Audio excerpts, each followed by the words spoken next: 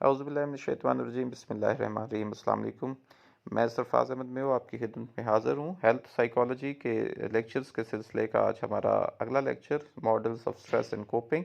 इसमें हम मुख्तलिफ जो स्ट्रेस के मॉडल्स हैं और कोपिंग के उनके उनके हवाले से आपके साथ हम डिस्कस करेंगे और आपके कॉन्सेप्ट्स को क्लियर करेंगे।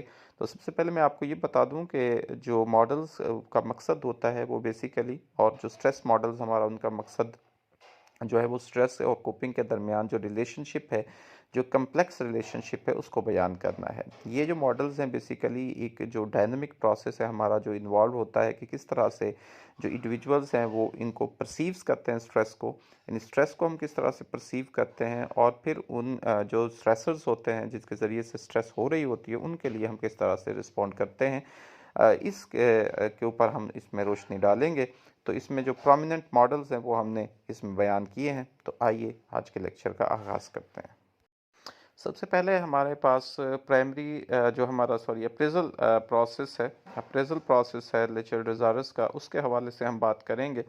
तो एक इन्होंने बेसिकली एक Lazarus theory of stress and coping बयान की थी, और इसका जो फोकस था बेसिकली वो कॉग्निटिव अप्रेजल प्रोसेस के ऊपर था कि कॉग्निटिव जो अप्रेजल प्रोसेसेस होते हैं ये की फैक्टर्स होते हैं अंडरस्टैंड करने में कि किस तरह से जो इंडिविजुअल्स होते हैं वो एक्सपीरियंस करते हैं और स्ट्रेस के साथ जो है वो कोप अप करते हैं।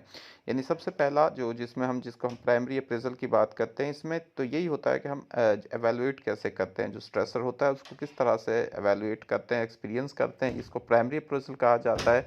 और फिर उसको कोप अप कैसे करते हैं स्ट्रेस को, और इससे बचाव कैसे, और कैसे हम उसके लिए स्ट्रेटजीज अपनाते हैं, ये हमारा सेकेंडरी अप्रेजल होता है। तो प्राइमरी अप्रेजल प्रोसेस जो एक क्रूशल एस्पेक्ट है दिस थ्योरी का, और ये एक इनिशियल एवेल्यूशन होती है बेसिकली एक सिचुएशंस के रेलेवेंस, जो कि एक सिचुएशन किस तरह की होती है और हम उसके ज़रिए से उसको कैसे एवेलुएट कर रहे होते हैं उस सिचुएशन को, क्या ये सिचुएशन हमारे लिए थ्रेटनिंग है, चैलेंजिंग है, डिमांडिंग है, क्या चीज़ है, और उसकी जो पोटेंशियल इम्पैक्ट होता है हमारी जो वेल बींग के ऊपर, उसको हवाले से।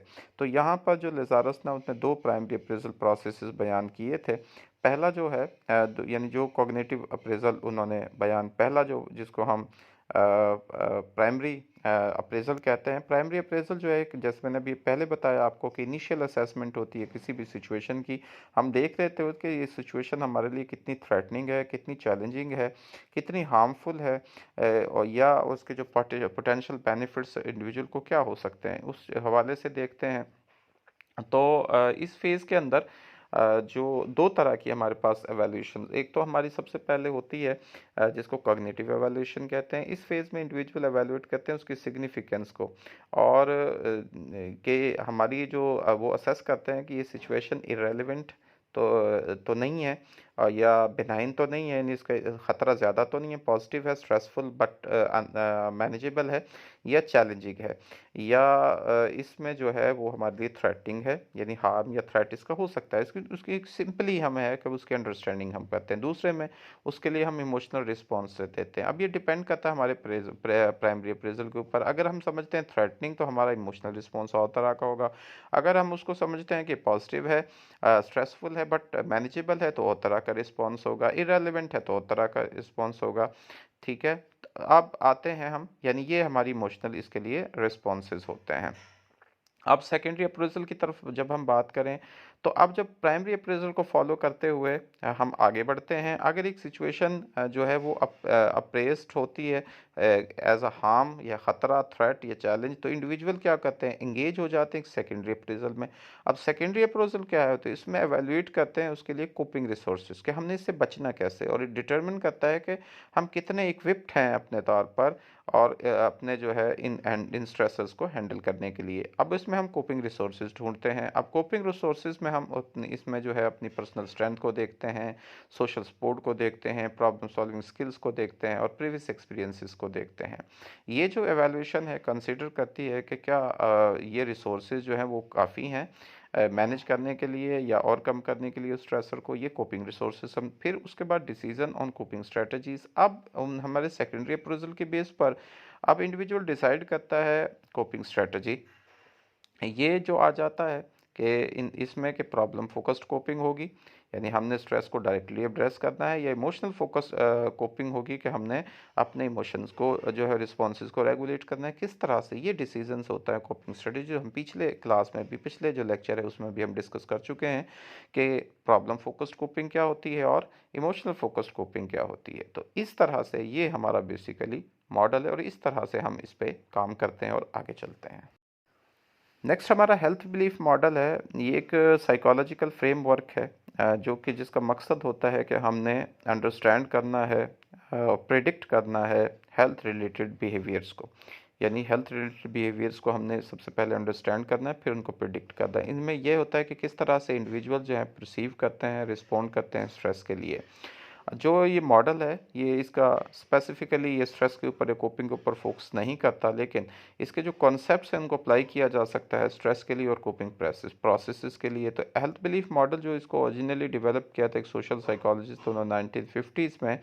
अब इसमें जो है इसको उसी वक्त से इसको हेल्थ प्रमोशन के लिए और बिहेवियरल चेंज रिसर्च के लिए इसको इस्तेमाल किया जाता है। अब इसमें जब हम इसकी स्ट्रेस के हवाले से बात करते हैं यानी अप्लाई करते हैं एच बी एम मॉडल को स्ट्रेस और कोपिंग के लिए, तो सबसे पहले इसमें हम परसीव जो ससेप्टेबिलिटी और सिवियरिटी होती है स्ट्रेसर की उसको देखते हैं, और दूसरे में फिर हम इसके लिए परसीव्ड बेनिफिट्स हम देखते हैं। परसीव्ड इफेक्टिवनेस है कोपिंग स्ट्रेटजीज़ की, कि हमने जो कोपिंग स्ट्रेटजीज़ उसका हमें कितना फ़ायदा हो सकता है, किस तरह से हमने इसको अडॉप्ट करना है और मेंटेन करना है इन स्ट्रेटजीज़ को, और इसमें कि हमने कौन सा पर्टिकुलर कोपिंग मैकेनिज़्म जो है जो उसको हम यूज़ कर सकते हैं रिड्यूस करने के लिए स्ट्रेस को। फिर उसके बाद परसीव्ड बैरियर्स आ जाते हैं। तो बैरियर्स टू कोपिंग जिसमें कि टाइम कंस्ट्रेंट्स हैं, लैक ऑफ रिसोर्सेज हैं, ये अफेक्ट करते हैं adaptation of stress management behaviour को। और अगर हम इन बैरियर्स को ओवरकम कर देते हैं तो ये ज़रूरी है हमारे इफ़ेक्टिव कोपिंग के लिए कि अगर ये बैरियर्स हम इनको ओवरकम करके ही हम आगे इससे बचाव स्ट्रेस से कर सकते हैं। फिर इसमें क्यूज़ हैं एक्शंस के लिए। तो एक्सटर्नल क्यूज़ या ट्रिगर जो होते हैं ये प्रमोट करते हैं इंडिविजुअल्स को कि वो इंगेज हों स्ट्रेस मैनेजमेंट बिहेवियर्स में। ये जो क्यूज़ होते हैं इनमें हेल्थ एजुकेशन भी हो सकती है, फीडबैक फ्रॉम अदर्स हो सकता है, ये नोटिसेबल चैलेंजेस होते हैं स्ट्रेस लेवल के। ये हमारे एक्शन के क्यूज़ हैं कि जो हम कर रहे हैं आया हमें उसका बेनिफिट मिल रहा है कि नहीं मिल रहा है। फिर इन द एंड इसमें सेल्फ एफिकेसी आ जाती है। तो हम अपनी एबिलिटी जो हमारे अंदर है कोप करने की स्ट्रेस से वो उस पे बिलीव करना ये बड़ा बहुत ज़रूरी है, क्रूशल है। अगर हमारी सेल्फ एफिकेसी हाई होगी तो इसकी वजह से ज़्यादा चांसेस होंगे कि हम अडेप्टिव कोपिंग बिहेवियर्स को अपना सकते हैं। लेकिन हम पहले से अगर हिम्मत हार जाएंगे, हमारे अंदर ये होगा कि नहीं हम इससे बचाव कर ही नहीं सकते, हम इससे बच ही नहीं सकते, यानी हमारी सेल्फ एफिकेसी अगर कमज़ोर है, हमारी अपने ऊपर एतमाद नहीं है उस चीज़ के हवाले से, तो ज़ाहिर है हम उस पर उसको कोप अप नहीं कर सकते। तो हेल्थ बिलीफ मॉडल जो है इसके जो प्रिंसिपल्स हैं ये अंडरस्टैंड करते हैं कि किस तरह से इंडिविजुअल्स परसीव करते हैं, रिस्पॉन्ड करते हैं स्ट्रेसेस को, और ये बेसिकली गाइड करता है गाइड करता है इंटरवेंशंस को कि जिसके ज़रिए हम इफ़ेक्टिव स्ट्रेस मैनेजमेंट को प्रमोट कर सकते हैं और कोपिंग स्ट्रेटजीज़ को प्रमोट कर सकते हैं। नेक्स्ट हमारा सेलेस का जर्नल अडेप्टेशन सिंड्रोम मॉडल है। हैंस सेलेस एक हंगेरियन यानी हंगरी से इनका ताल्लुक था, एंडोक्रिनोलॉजिस्ट थे। उन्होंने कॉन्सेप्ट जो था जीएस का वो इंट्रोड्यूस करवा 1913 में। तो एक थ्योरेटिकल मॉडल है जो डिस्क्राइब करता है कि किस तरह हमारे जो बॉडी जो है वो किस तरह रिस्पॉन्ड करती है स्ट्रेस को। तो ये एक हमारी बॉडी के हवाले से फिजियोलॉजिकल इसका रिस्पॉन्स देते हैं। तो सैलिस ने प्रपोज किया था कि जो बॉडी का रिस्पॉन्स होता है स्ट्रेस के लिए वो 3 स्टेजेस में होता है। पहली जो स्टेज है उसको अलार्म स्टेज कहा जाता है। एक इनिशियल रिएक्शन होता है स्ट्रेस के लिए जहाँ पर बॉडी रिकग्नाइज करती है एक पोटेंशियल उसका जो पोटेंशियल थ्रेट होता है, पोटेंशियल थ्रेट है कि रियल है या परसीव्ड है, यानी खतरा इसका कितना है उसकी में। तो फाइट और फ्लाइट रिस्पॉन्स जो है वो एक्टिवेट होता है और ये एक हार्मोन रिलीज करता है जैसे कि एड्रेनालिन और कॉर्टिसोल। मैंने पहले भी आपको बताया पिछले हमारे लेक्चर में। और फिजियोलॉजिकल जो चेंजेस इसकी वजह से होती हैं, हार्ट रेट बढ़ता है, हाइटेंड अलर्टनेस होती है, और ये बेसिकली हमारी बॉडी को प्रिपेयर करता है क्विक रिस्पॉन्स के लिए। तो इसको अलार्मिंग स्टेज सैलिस ने कहा। फिर दूसरी उसने कहा कि रेजिस्टेंस स्टेज है। अगर स्ट्रेसर जो है वो प्रसिस्ट करता है तो बॉडी जो है वो एक रेजिस्टेंस स्टेज में चली जाती है, यानी अगर स्ट्रेसर जो है वो आगे बढ़ता है या मुस्तकिल रहता है। तो इस फेज़ में जो बॉडी है वो ट्राई करती है, कोशिश करती है कि वो अडेप्ट करे उसकी जो है ऑन गोइंग स्ट्रेस को। हार्मोन जो है वो इसमें रिलीज़ होते रहते हैं और फिज़ियोलॉजिकल चेंजेस परसिस्ट करती रहती हैं, लेकिन बॉडी जो है वो अटेम्प्ट कर लेती है कि इसमें बैलेंस करना, जो है बैलेंस और कोप करना स्ट्रेसर्स के साथ, यानी किस तरह से उसको बैलेंस करना है, कैसे कोप अप करना है। यानी बंदा जब एक इस तरह की सिचुएशन में रहना शुरू कर देता है, पहले तो उसके लिए वो अलार्मिंग लगती है, लेकिन जब वो उसको मुस्तकिल बेसिस पे हो जाती है, वो इस तरह की कंडीशन होती है, तो फिर उसमें वो बॉडी अपने आप को उसमें बैलेंस कर लेती है, एडजस्ट कर लेती है, इसको रेजिस्टेंस होती है। तो दिस ये जो स्टेज है, इसको बेसिकली मोबिलाइजेशन है रिसोर्सेज की, एक रेजिस्टेंस को जो है वो मेंटेन करने के लिए स्ट्रेसेस के अगेंस्ट। तीसरी स्टेज आ जाती है जिसको एग्जॉशन स्टेज कहते हैं। अगर स्ट्रेसर जो है वो प्रोलॉन्ग करता है, ये बहुत उसकी शिद्दत में इजाफा आता है, तो बॉडीज़ के रिसोर्सेज जो हैं वो डिप्लेट हो जाते हैं और जो एग्जॉशन स्ट्रेस है वो बन जाती है। अब यहाँ पे जो बॉडीज़ की एबिलिटी रेजिस्ट करने की, कोप करने की स्ट्रेस को, वो ख़त्म होती जाती है, ख़त्म हो जाती है। इस स्टेज में जो है वो एक फ़िज़िकल और मेंटल हेल्थ इश्यूज़ जो है वो पैदा हो जाते हैं, जैसे कि बॉडी एनर्जी जो है वो उसकी अडेप्ट करने की जो है उसके अंदर सलाहियत में कमी वाक़ हो जाती है। क्रॉनिक स्ट्रेस जो है विदाउट एडिक्वेट रिकवरी जो है वो कंट्रीब्यूट करती है बहुत सारी हेल्थ जो प्रॉब्लम्स है उसमें। तो इसको एग्जॉशन स्टेज कहते हैं। जब हमारी बॉडी इस काबिल नहीं रहती कि उसके अंदर वो रेजिस्ट कर सके, उसको रोक सके, तो फिर क्या है, एग्जॉशन की, और इंसान जो है वो बहुत सारी इसके साथ रिलेटेड जो साइकोलॉजिकल प्रॉब्लम्स हैं उनका शिकार हो जाता है। तो ये बेसिकली सेलेस का जो मॉडल था। इसके बाद हमारा लास्ट जो मॉडल है, फोर्थ मॉडल, ये ट्रांजैक्शनल इमोशनल मॉडल है और ये रिचर्ड लिजारस ने ही इसको बयान किया था। बेसिकली इसमें वो कंपोनेंट्स जो उसके ट्रांजैक्शनल मॉडल के बयान करता है, और इसका बेसिकली वही जैसे हमने पहले प्राइमरी अप्रेजल के हवाले से लिजारस का था, उसी तरह से ये रिचर्ड लिजारस जो उन्होंने ट्रांजैक्शनल मॉडल ऑफ स्ट्रेस और कोपिंग, ये पिछले लेक्चर में भी हमने आपको साथ इनको थोड़ा सा डिस्कस किया था। और ये इन्होंने सुसन फॉकमैन के साथ इसको जो है वो किया, और इसका जो की कंपोनेंट थे इस मॉडल के, उसमें कॉग्निटिव अप्रेजल, कोपिंग और इमोशनल रिस्पॉन्सेज शामिल हैं।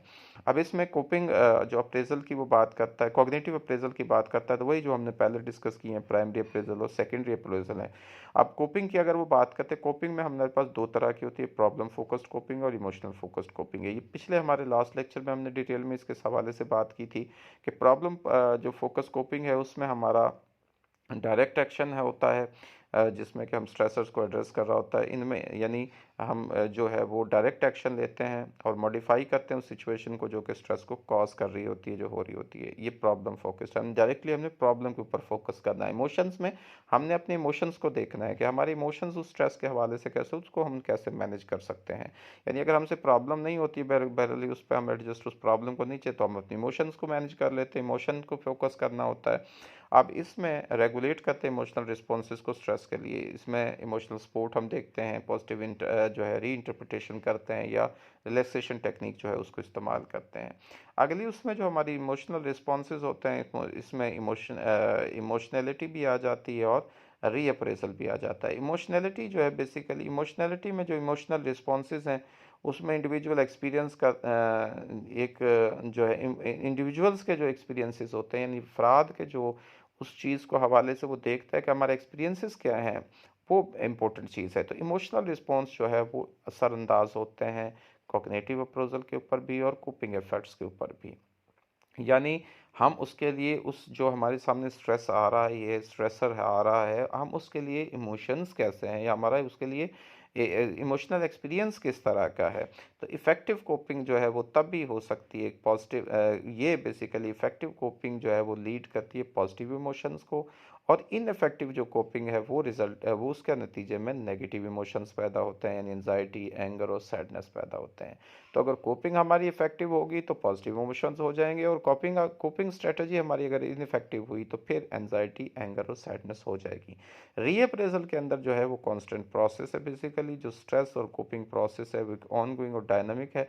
तो इंडिविजुअल जो होते हैं, अफराद जो होते हैं, कंटिन्यूसली रीअप्रेज कर रहे होते हैं सिचुएशन को, अपनी न्यू इन्फॉर्मेशन की बेस पर वो अपने कोपिंग रिसोर्सेज को चेंज कर रहे होते हैं, और अपने इन्वायरमेंट को जो है उसको वो इन्वायरमेंट में शिफ्ट हो रहे होते हैं, चेंज हो रहे होते हैं। तो ये है जी इसके ये हमारे पास जो मॉडल था। तो इस तरह से हमारी जो मेरी बुक है उसमें इसमें ज़्यादा इसकी एग्जांपल्स भी दी हुई हैं, आप वहाँ से भी उसको पढ़ सकते हैं हेल्थ साइकोलॉजी के हवाले से। जो हमारी बुक है 6 सेमेस्टर्स में साइकोलॉजी बीएस की यूज़ होती है। तो मेरी बहुत सारी किताबें हैं जो कि सेमेस्टर 1, 2 के लिए 5, 6, 7 जो सेमेस्टर्स हैं बीएस के साइकोलॉजी के उनके लिए यूज़ होती हैं। वहाँ से भी आप ज़्यादा उसमें डिटेल में नॉलेज हासिल कर सकते हैं, उनको स्टडी कर सकते हैं। तो उम्मीद है कि आपको ये लेक्चर आज का पसंद आया होगा। अल्लाह ताला से दुआ है कि अल्लाह ताला हमें हर किस्म की स्ट्रेस से महफूज रखे। अल्लाह ताला हमें हर किस्म के मसाइल से, बीमारियों से, परेशानियों से दूर रखे। अल्लाह ताला हमारी ज़िंदगी में आसानियाँ नसीब फरमाए और आसानियाँ तक़सीम करने की तौफ़ीक नसीब फरमाए। आमीन सुम्मा आमीन। अपनी दुआ में याद रखिएगा। आपका बहुत शुक्रिया। अल्लाह।